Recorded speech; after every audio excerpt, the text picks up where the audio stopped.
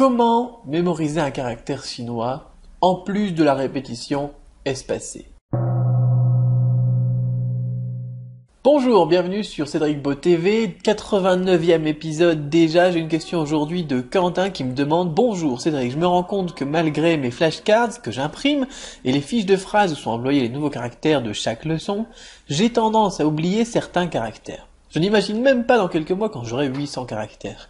Tu as bien expliqué le concept de répétition espacée, mais au cas où, aurais-tu d'autres conseils? Merci Quentin.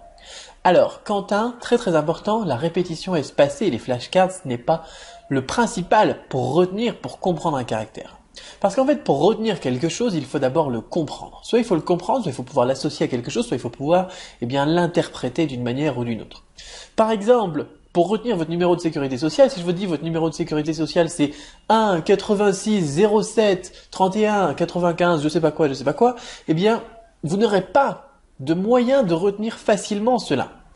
Par contre, si je vous dis que votre numéro de sécurité sociale il commence par 1 ou 2 en fonction que vous êtes un garçon ou une fille, qu'ensuite c'est par exemple votre département, ensuite c'est votre année de naissance, ensuite c'est votre département, ensuite c'est le numéro de votre ville et ensuite c'est votre numéro propre.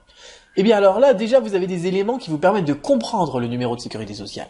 Donc il nous faut déjà des éléments pour comprendre le caractère chinois. Donc on va le décomposer, on va travailler son étymologie. Ensuite on va vous dire: eh bien, c'est ça ou c'est ça parce que c'est ça ou c'est ça. Voilà. C'est 1 ou 2 parce que vous êtes un garçon ou une fille. C'est 95 ou 59 parce que vous êtes du Val d'Oise ou du Nord. C'est ensuite le numéro de... Non, c'est d'abord l'année. Enfin bon, on s'en fout, mais c'est pas grave.